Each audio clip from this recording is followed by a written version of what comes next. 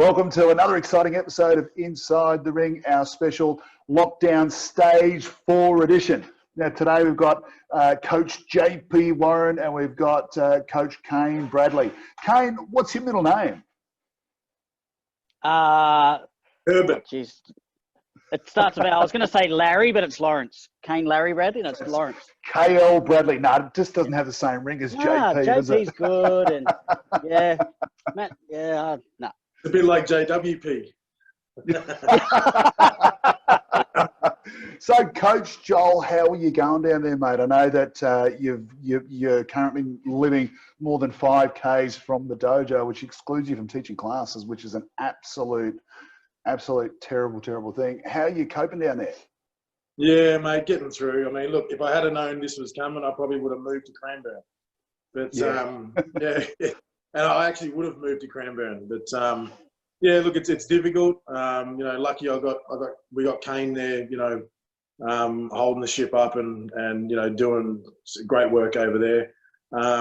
It's just it's literally just a waiting game. I'm sitting on my hands, you know, just waiting to come back. Yeah, it's difficult. It's difficult. It certainly has been. Kane's certainly been feeling the pressure because there's some big shoes to fill. But that being said, he's doing an absolutely spectacular job. Oh, thanks, gentlemen. Thank you. I appreciate that. Coming from you guys, being elite coaches yourselves, I just, you know, what great mentors to have. So I've been watching you, Matt, like I said, on one time since you're teaching my kids when they're 4. I've been watching the way you teach and then watching the way Joel teaches. I've also learned, most importantly, how not to teach. That's really important. Well, you've got to have a bit of a negative influence at times just for that comparison. I mean, I've had some amazing teachers in the past who were really crappy personalities, and I've had some really crappy personalities who were some really crappy personalities who were just not very good teachers at all. So you sort of take a little bit of every single person you've been taught by, whether it's been good or bad, and that sort of shapes who you are. In fact, I had a comment the other day, somebody who I hadn't seen in years, and they watched one of my online classes and they said, "You sound exactly like that first teacher that you had 20 odd years ago." And it just sort of reminded me of just how much influence, even though it's been a long time, how much influence that person actually had. So, yeah. I think it's important too that, you know, and it's great for Kane to see, you know, the other side of it too, you know, sort of, you know, being able to see how not to do things, you know, and learn, you know, like learn himself as well, you know, being able to see that, you know, because a lot of coaches, you know, they think that their way is the only way and they're not able to you know, retrain the way they do things or change things on the fly. And, you know, I think that's a huge key component for a coach, especially a martial arts coach, when you've got so many influences as well. You know, and that's you know, huge for you to do that, Kane, to be able to reflect on you know, how you go about coaching and being able to change things. Thanks, mate. Yeah, I've been just fortunate, mate. Just lucky I was able to you know, venture out and get a few different experiences, and yeah, you realise what resonates with you and what doesn't, and just go and then find your own formula. But I've certainly learned a hell of a lot from you, mate. I've been very, very lucky. Been the best jiu-jitsu coach I've been under by a long shot. So yeah, appreciate it. Very lucky. It was kind of funny too. I remember when Joel, when you first came to Casey Elite, I remember your first class, and I heard you talk and speak, and just the way that you commanded the room, and I stopped and listened, and I went, "He's stolen my material." What the hell? And I'm listening, going, "Fleur, he sounds like me." And she was like saying to me, "That's a little bit freaky." And there was a couple of one-liners that you were using as well, and I'm thinking, that guy's been sitting here watching my classes for 10 years, I swear. I think you know, we spoke about this the last time I was on too, and it with coaching, you know, like my take on coaching is I might have 30 people in the room, but you know, I'm trying to get through to each individual at some point in time in that class, and if I can get to every single person in that class, then my job's, you know, I've done the right thing by them, and I've done the right thing as a coach. And I think great coaches do that. You know, and you can see the coaches that don't command that and reflect that in their classes, whereas it's very easy to see the ones that do. I think what you've done too, Joel, is you've stuck with a formula that really, really works, and that is the way that the class itself is physically structured, as well as the way everything's presented. And at a glance, and the unusual thing about the way that you teach BJJ is that at a glance, you've got everybody lined up exactly the same way. And at a glance, you can see exactly who's doing what and what mistakes are being made, rather than just having a muddle of people spread all over the place. You know, that works for many BJJ people, but the effectiveness of what you've been able to do in such a short amount of time is something really that, you know, it's a very, very unique way to teach Brazilian Jiu-Jitsu. And I think that sort of comes from your many years of experience, not just in BJJ, but in all forms of martial arts that you train throughout your life. Yeah. Look, I think I got to obviously pay, you know, respect to one of my coaches that I never used to teach that way. It always used to be a case of where, you know, everyone was sort of throughout the room and it looked like an organized mess. You know, organized chaos, if you will. But, you know, I learned from JBW, good JW one again, JBW, how to teach like that, and how to be able to recognize, even through the peripheral vision, you might not be looking at that person that's making that mistake at the time, but you can see, because the unison of the whole team on the mat should be doing almost the same thing, and it's easy to pick up that.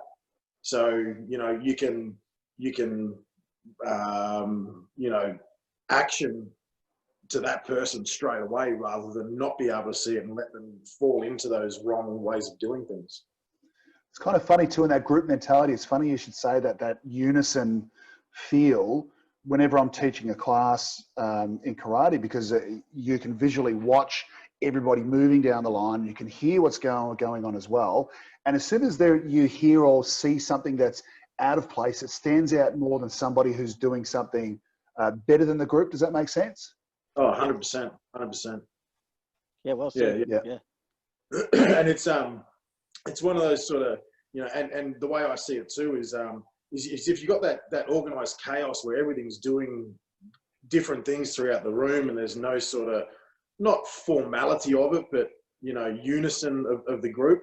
You know, it's like anything. You know, you've got energy from 2 people, but then if you've got 30 people producing the same thing, that amount of energy is just, it's crazy. You can actually, it's electrifying. You walk into the room and you can actually feel it. You know, it makes the hairs on your neck stand up, you know? Yeah. What's the biggest seminar that you've been to, or either of you? What's the biggest seminar that you've been to? For me, it was Hoist Gracie in Sydney. It was at Bruno Pano's gym, and I was only a white belt at this stage. And I think there was 475 people there. Yep. How about you, Joel? Oh, sorry, Kane. Celcinho, when Celcinho came over.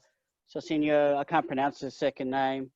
He's a really good half guard player, little bloke, multiple world champion. He had a 3-day camp, and so each of the 3 days there was 80 plus people there. So that was pretty big. And the Hoist Gracie, first time Hoist came over, that was pretty big too. And Junior had him out at his place. That was pretty big, wasn't it? You were there too, I think, from memory. Yeah, I was there, yeah.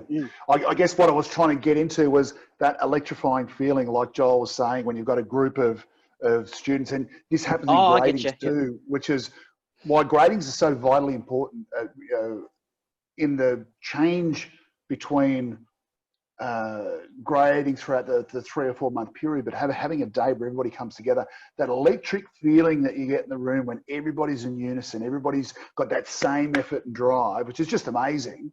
I've been to many seminars all over the world, and a lot of the things from karate, the whole group mentality, when everybody's ki-ing at the same time, that group energy, especially when you're just being pushed to absolute death is it's such an electric feeling, and to have that sort of replicated on a regular basis in class is also something really, really important, because then everyone gets to experience that. Everyone gets to feed off everybody's energy, which is just an amazing feeling. Yeah. Yeah, like one of my most profound experiences with what you're talking about, that type of energy, would be when Roger and John, Roger Eaglestone and John Vigora went up for their showdown grading, yeah. Showdown grading. That was massive, mate. It was a huge afternoon. Wow. It was, and the energy, and you were sparring and seeing Junior there, and then I got to see Sifu teaching the kids. What an outstanding teacher he is. Amazing. Brilliant with kids, and just, yeah, that was huge. That was a big moment. That was really, what a privilege to have been there. It's huge. Yeah. It was funny too, Joel, this year we were planning on simulcasting, having all the gradings run together. So we're having, I think we did the last one where it was, where we did BJJ and karate on the same day. And just the atmosphere in the building itself was just unbelievable. I mean, I'm used to having sort of just this side of things being like that, but to have the BJJ guys doing the same thing at the same time, that same electric energy, mate, it was just awesome. Yeah, definitely. I mean, what I remember from that day was the noises, you know, the noises coming from all the rooms, and the amount of people that were flowing in and out, and, you know, everyone was mixing with each other and talking about what they were doing and what kids were going on, and, you know, all the parents, and it was, you know, and everyone behind the desk, you know, the reception there was just, you know, there was so many conversations and there was so much happening, you know, it's like you know, it's one of those, as you said, you know, those electrifying environments that it's like a magnet, you know, you just feel dragged and pulled into it. I literally, on grading mornings, I have goosebumps, you know, I get up, I can't stop, you know, can't stop moving. It's just, you know, that energy that, you know, because especially with the coaches, you've got to go in with an energy that's just second to none. You've really got to put it in, and everyone just, as soon as you walk in the door, everyone lifts, and it's, it's amazing. I think that's the energy that I miss the very, very most at this stage of things too, is not coming to the dojo here and having that instant energy boost, which is just amazing from all the coaches and all the teachers here. I mean,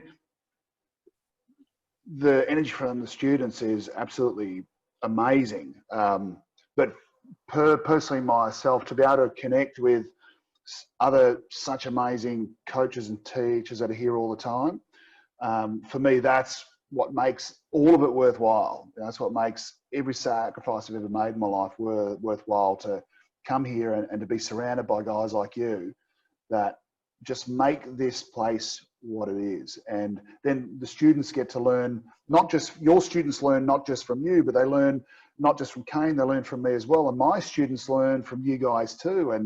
And you know, that atmosphere, it's just amazing. I love it. Yeah.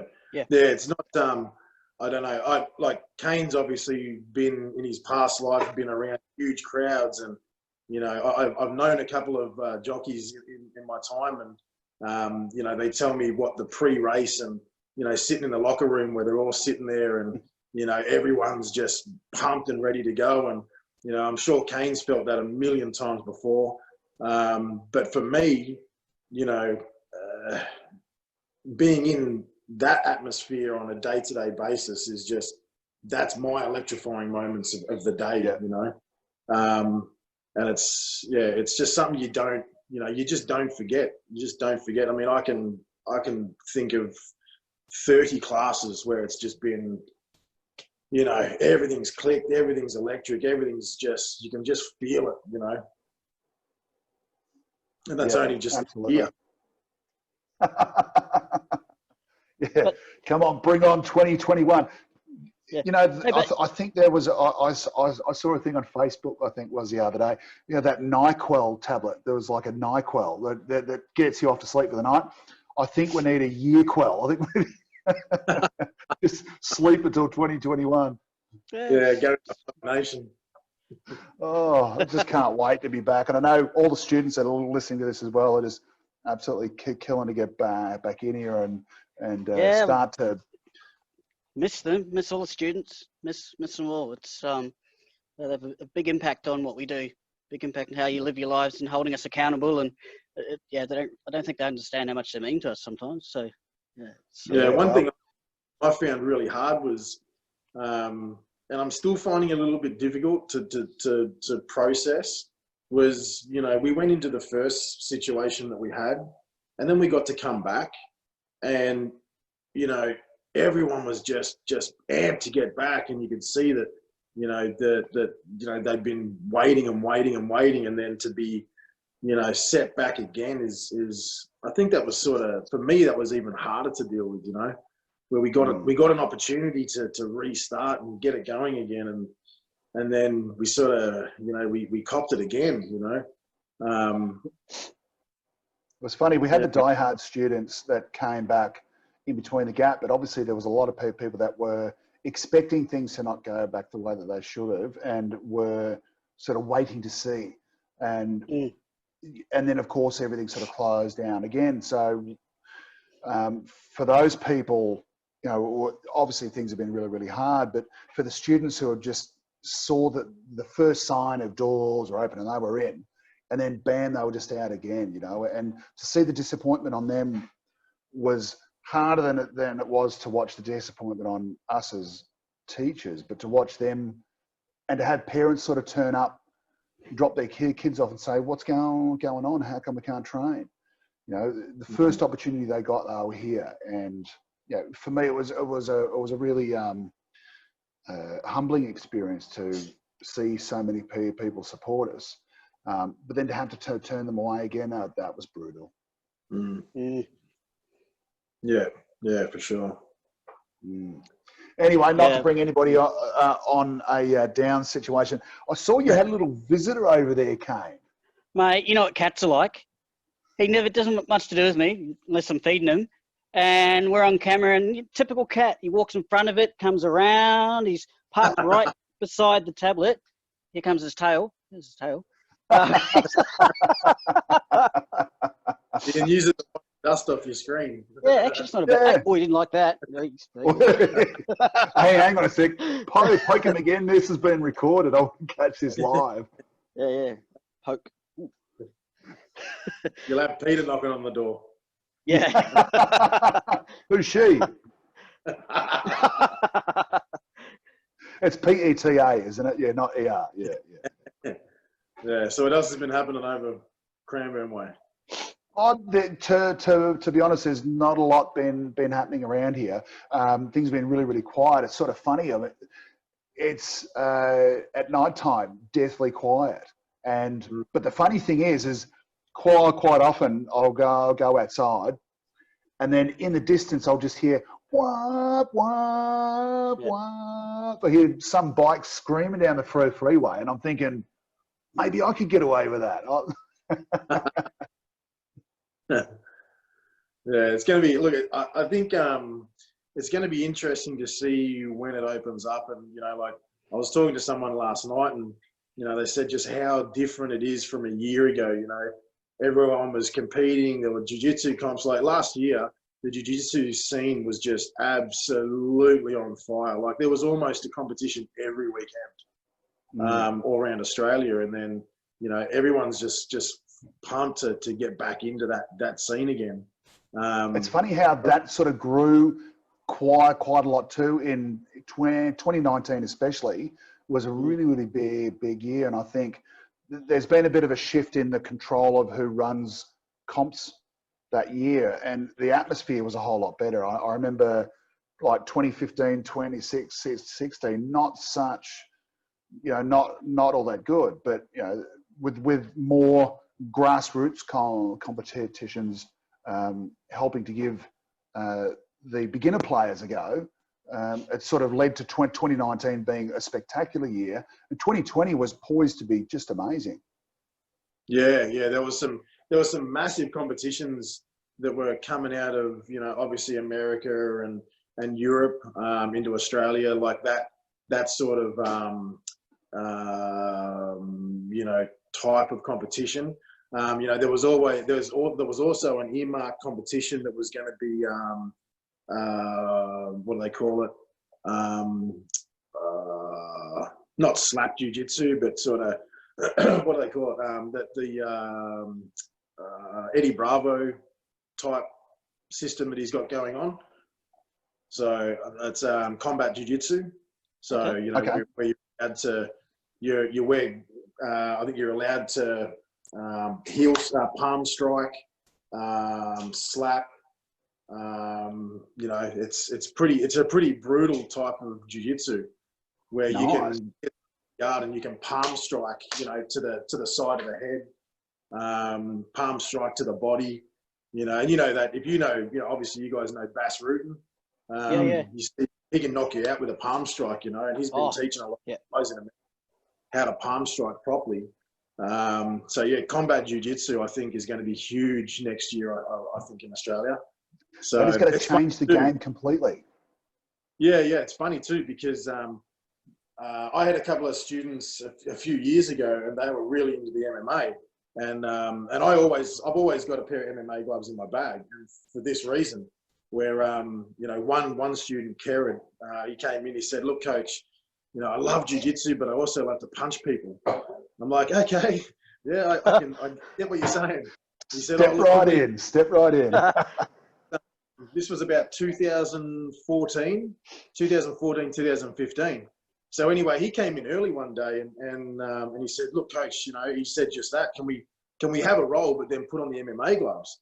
I'm like, "Yeah, okay, let's do it." So we closed the door and put on the MMA gloves and tapped hands, and I sort of pulled him into guard straight away, and he just boom, side of the head. And I'm like, "Oh, let go."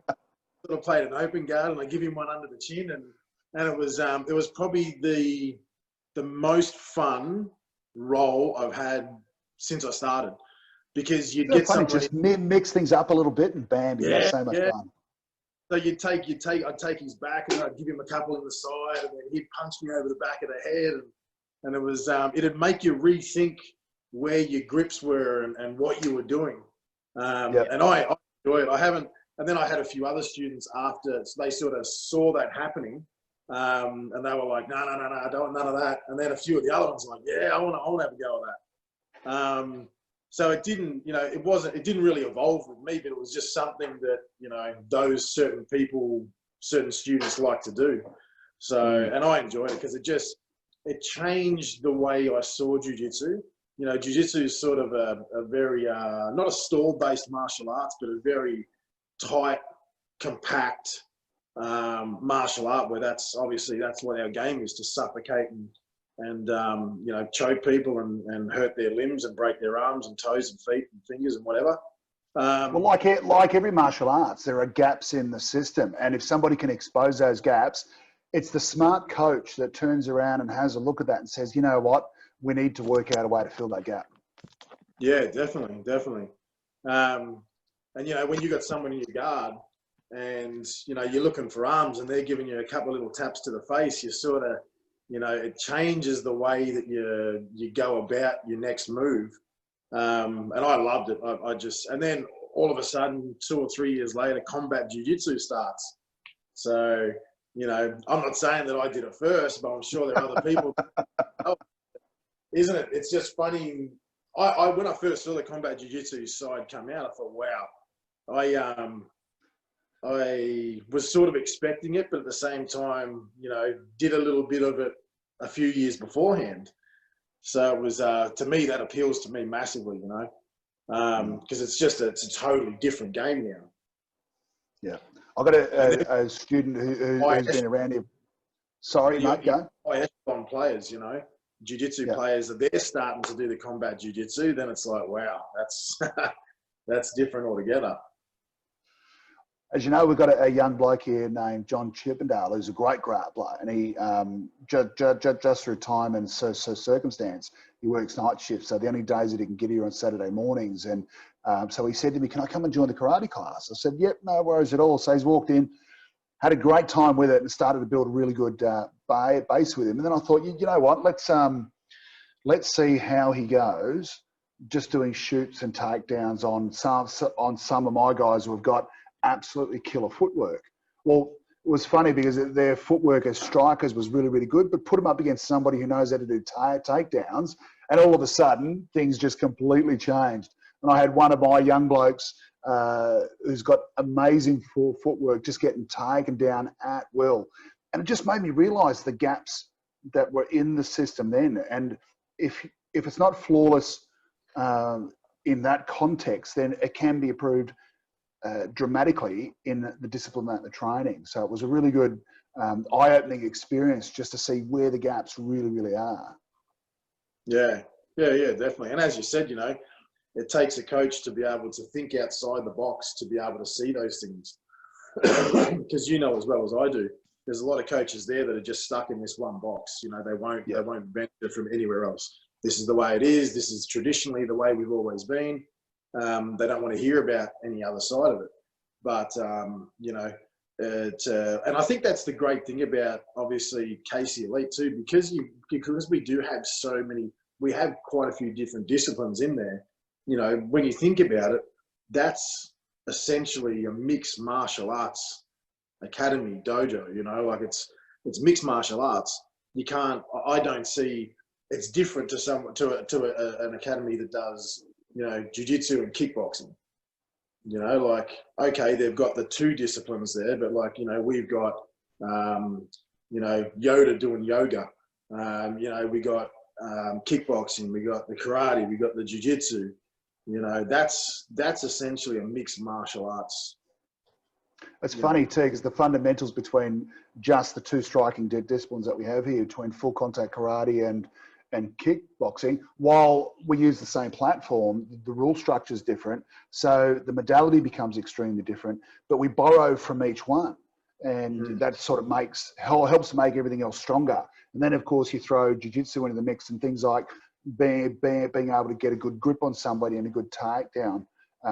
Whereas in karate, what we're learning a lot is wrist locks and takedowns from grabs. So throw in what you know with grabs and takedowns mixed with what it is that we do. And all of a sudden, you've got something very, very dynamic. And sure, you could really brand it or label it as mixed martial arts. I don't personally like to do that, but it makes more of a mixed self-defense rather than a mixed martial art. Does that make sense? Yeah. Absolutely. That's a really good way to add it, Matt. The time that I've had, you know, away from being able to roll and being able to train, I've been thinking of all these different scenarios. And I think, you know, one that I'd like to see play out, and I've really thought about this quite a bit, is if we had, you know, let's just say the adults classes, for instance, you know, this is just the example. Adults karate starts at 7:30 and everyone's there ready to go. And the jiu-jitsu coach walks in. Yeah. Then you've got jiu-jitsu starts at 7:30 as well on the same night. The karate coach walks in. Yeah. So you mix, you give the students something, you throw them into something totally different and don't give them an opportunity to back away from something, you know, the reality of learning different things. You just say, right, it's like, you know, just 100% mix up, you know, and then the karate coach goes into the kickboxing, and then the kickboxing coach goes into the jiu-jitsu class. And do you know what I mean? Like, you just have one of those weeks where it's just, everything's just thrown around and everyone's like, whoa, I didn't know that these guys did that. And, you know, they get it straight from the source rather than just going, oh, I could do this class or I could do that class. It's funny you should say that too, because you get a lot of teachers who'll go to seminars in other disciplines and then bring what it is that they've learned home. But that information has already been through somebody else's filter before it gets there. So doing that really is a perfect way to make sure that everyone learns it directly from the source. And it gives them that shock value. I mean, how many times have we been to seminars overseas or at other clubs, or we've done other things, and you've gone in there with an open mind and you've literally had your ass kicked? Oh, yeah. To do that, I mean, for a coach to do that in front of their students, which I've had done many times, it makes you humble. You've got no choice. but it makes you appreciate the other martial art for really what it is. Yeah, definitely. You know, and I think it also enables, you know, the coach themselves to be able to put them in a position where they're going in front of a totally different crowd, but still capable of producing a result for the people that are in front of them. Yeah. I remember Sensei Tony actually went and did a seminar at a jiu-jitsu school, and they wanted to learn what a little bit of striking was about. So he's lined everybody up, and he said, right, we're all doing leg conditioning. And everyone's just looked like, what on earth is leg conditioning? he certainly had a bit of fun that day, that's for sure. Yeah. Look, I think all three of us are the type of people that don't hide behind, you know, this is who I am and this is what I do only. We're very open to, you know, different interpretations of things, and very open to, you know, different thoughts and being able to, you know, take on new things as well, especially in our martial arts, you know, careers as well.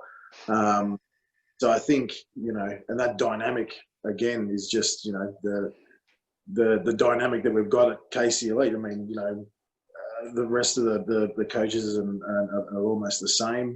You know, John and those guys as well. And I think that plays a big part, you know, in having an academy dojo that is able to sustain different martial arts. You know. Yeah, as I said, like, you know, as you guys, you know, there's not many academies that'll do 4, 5, 6 disciplines, you know, and if they do, they're only in it for the dollar value. You're only in it for, you know, to get the bums on the seats and bums on the mats to bring in that revenue. It's not about, I mean, from what I've seen, it's just not about the core, you know, morals that are trying to be taught, you know, and brought to people. It's funny, we've all got our different styles and different takes and different teachings and everything else. That core fundamental, you're exactly right, that core fundamental, why we do it, is the same with everybody. And that's what I love the most. And it gives us that level of respect for each other, and understanding that we are respected by the other teachers in the place too. And it makes coming to work a very, very pleasurable experience. And it just makes it something that, you know, to be able to share that with other people as well. Yeah, mate, we've really got the dream job. Yeah, absolutely. You know, I've had quite a few non-martial artists come through the doors for yoga and various other things over the last few years. And as soon as they step in the door at KC Elite Martial Arts, as soon as they walk through that door, they're like, wow. They stop, they pause, and they just feel the energy that's been created there over the years from all the students and the teachers and the environment itself that you've produced. And that blows their mind. It really does. It begins at the door. That's how powerful it is, in my experience. It does. It's certainly really, really good to know. Look, we better wrap things up, because otherwise this could go on for another 3 hours. We've been known to ramble on. But we'll save a little bit more for next time anyway. Awesome. So I'd just like to thank Coach Joel for doing Coach Kane for doing such a spectacular job, and especially your sons as well. Your sons have been here with you for every class. They've actually been behaving themselves too. They've been pretty good. Been they keep asking when Coach is going to be back. Oh, was Coach Joel back? No, it's me again. Oh. Yeah, but no, they've been pretty good. All right, and Coach JP Warren, thank you very much for joining us today, mate. We miss you terribly. We do. No worries, guys. And again, you know, thanks again for all your hard work, mate, and the boys. You know, it's I can't wait to get back. It's really, really hard just to, you know, try and wait out this next few weeks or however long it takes. But as soon as we're back, guys, it's on. It is on. Yeah. I like your cross-contamination idea too, mate. I think we smear things around the dojo a bit more. That's it. Just throw it in there. Like a hand grenade, you know. You open the door, throw it, and close the door. Thanks very much, gentlemen. And I'm not sure what we've got for next week's episode, but no doubt we've got something good coming up. For those of you at home, if there's something that you'd like to see or an interview that you'd like to see take place, send us a message and let us know. We're more than happy to accommodate. But for now, gentlemen, thanks very much. Thanks, guys. Thanks, mate. Thank you. Thanks, Jordan.